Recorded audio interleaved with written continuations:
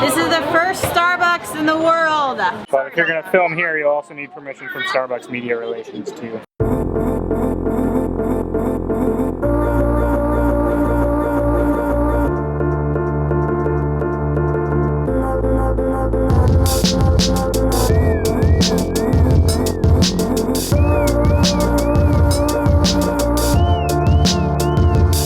So we have to tell them that we left camp and we ended up here. Good morning. We are somewhere in Seattle. We ended up camp last week. We had no idea where we were gonna go. And my cousin, my other cousin, not the cousin we stayed with last week, said, why don't you come stay with us? And we were wondering, are you just being polite? Oh, there she is. But I wasn't just being polite, was I? We were asking, are you just being polite because you feel bad for us? Or do you really want us to stay at your house? And it turns out we think she really wanted us to stay at her house. So here we are at her house. We've been here the last 2 nights. So the last couple days, we've been like just scratching our heads. Like, where do we go? Do we go to California? I didn't really want to go back the way we came. I wanted to do something different. But nothing like was really sticking out to us. So last night, in just like a fit of desperation, like we didn't know where we're gonna go today, I posted this picture on Facebook and Instagram, and it shows us up here in Seattle, heading here, and like this green zone is where we could head. And I'm like, does anyone... Sorry. I was to check on the baby. Does anyone have a place for us to stay or an idea? It's kind of weird asking for people like, hey, house us. But hotels don't make a lot of sense to me because it's just like, there's no relationship there and we'd rather stay with people that we can talk to. I understand the hotel thing because sometimes you don't want to talk to people. On Facebook, Guy is saying something still about Southern California. I think we're over that idea, but it's really nice to know that we have options. On Instagram, Josh's family is offering us a place in Kansas City. I think we might actually do that. I need to look at the map, but that sounds really cool. Josh, I met you at a funeral home. Follow your vlog. Canada. Amish country. Matt is offering to host us a guest house in Ohio in Amish country. Okay. Wow. Oh. Are you still... Yeah, don't worry about it. Yeah, but... We're fine. Quiet on the set. Just kidding. We've just gotten used to working around noise. Okay, so all that to say, we don't know where we're staying tonight.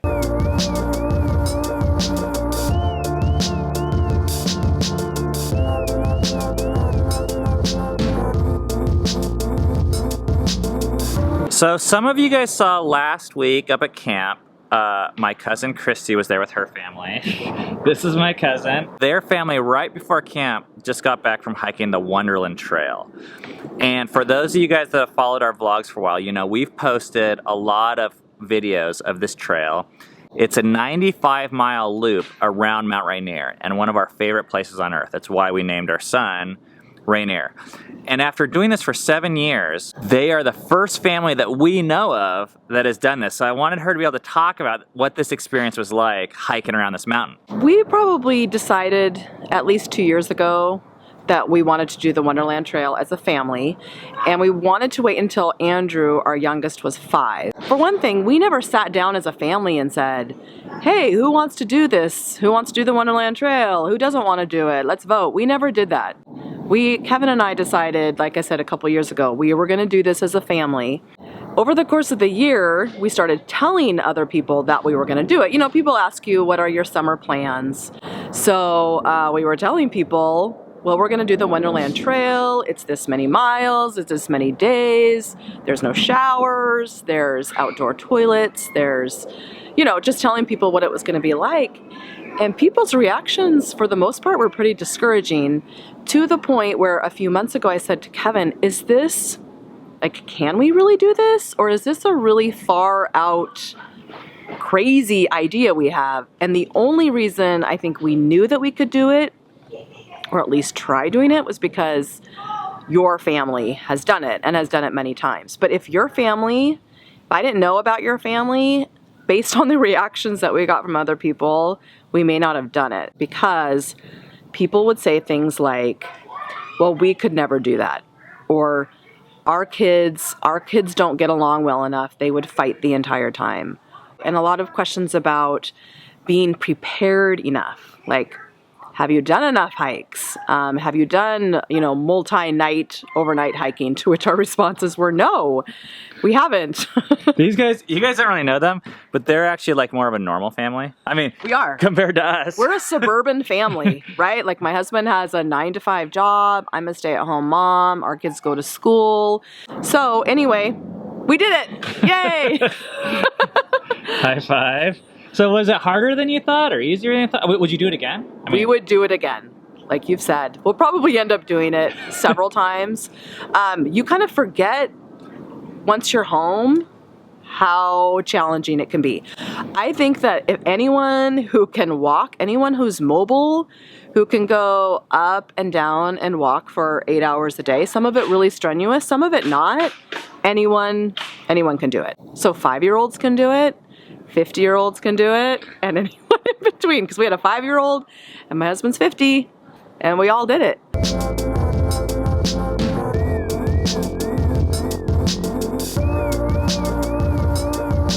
So we were trying to figure out a way to make sure that every single person in our family had all the different items that they would need.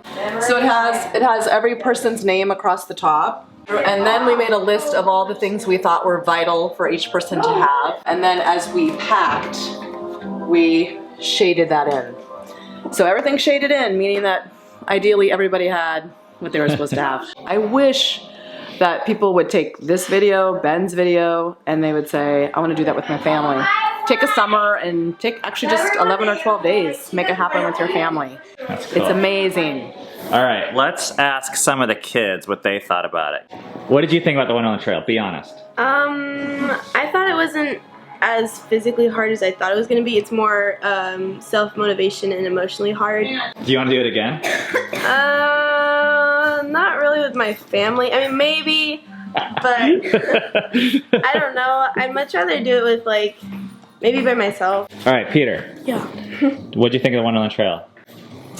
Well, you thought it was going to be really hard. But it was mostly just preparing for it. That was hard. That was the hard part. Macy. So, what did you think of the Wonderland Trail? Like, honestly, though. It was really hard. There were some parts where I was like, oh, this is easy, Like, when we were at the campsites, I was like, oh, today wasn't that bad. And then, like, earlier that day, I was like, I can't do it. This is their 5-year-old that walked the full 95 miles. What did you think of the Wonderland Trail? I love seeing a bear too. You saw the bear? That was your favorite part? Do you want to do it again? When I grow up someday. Yeah? Was it really hard? Hmm? What was the hardest part? Doing the 100 miles. Yeah. Doing the 100 miles would be the hardest part. But that's how we kill that wild winner. I just got you. Is that Cybertron? Yellow light. Wait, how do you use the missile? Yellow I'm not gonna tell you.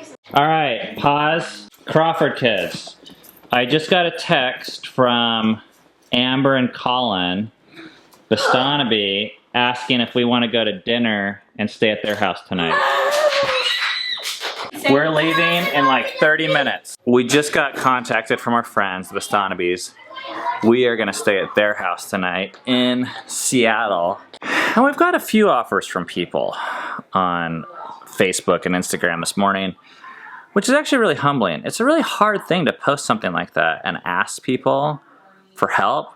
I get the feeling people might be wondering, oh, why are you such a cheapskate? Why don't you just pay for a place or plan your way better? But it doesn't take many of these little moments to make it all worth it. We had a family offer us their crazy furnished, wonderful, nice farmhouse that now we might plan our trip around because it's so much better to receive a gift that has care behind it than just transact like $150 for a room, it feels like. Bye. Bye.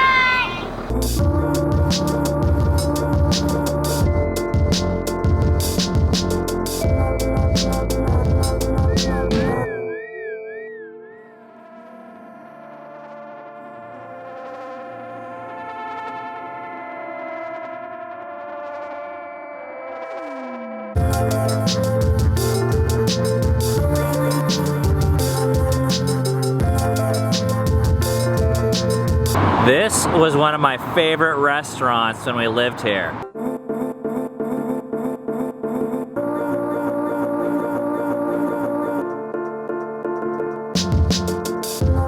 This is one of my favorite sandwiches in the entire world. It is the Cajun blackened salmon burger with grilled onions from Ballard Brothers.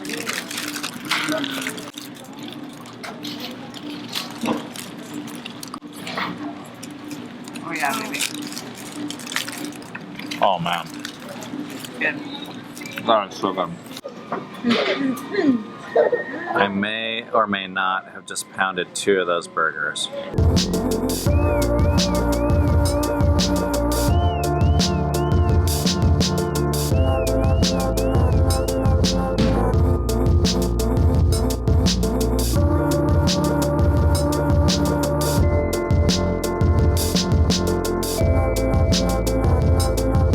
We just got to Pike Place Market, downtown Seattle, and we're gonna be acting like we're tourists now. Which we kind of are actually, even though we lived like 10 miles from here before.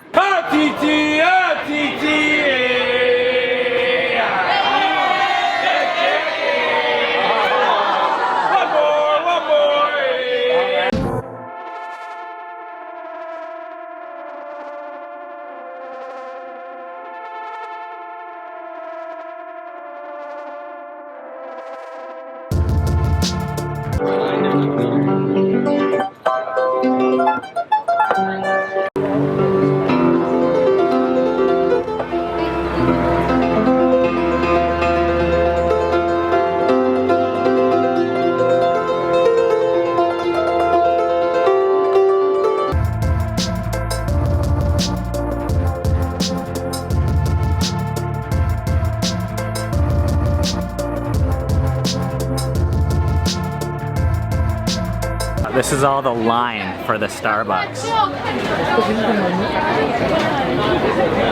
Are you guys all in line for Starbucks?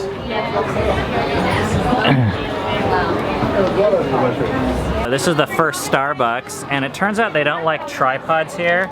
So in order to film the front of the store, you have to call Starbucks Media Relations.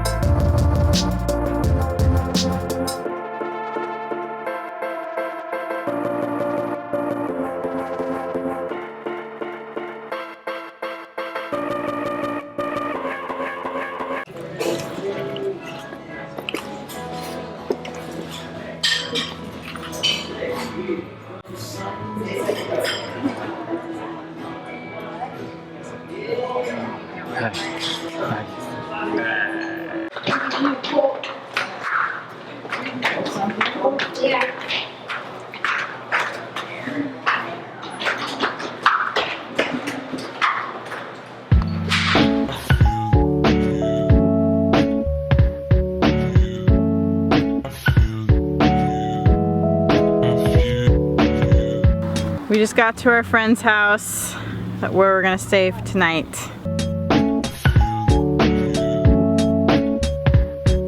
We just had an amazing dinner of steak and chicken and yumminess by our friends Amber and Colin, and now we're gonna go to the beach because they live near the beach, and we're gonna go for a cool walk with all these guys. Woo!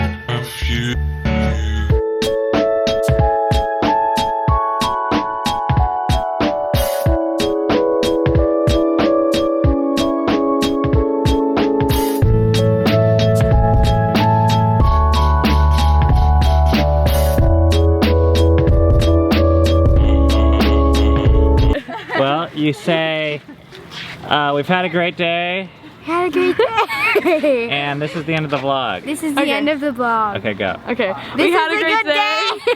This is the end of the vlog. Bye.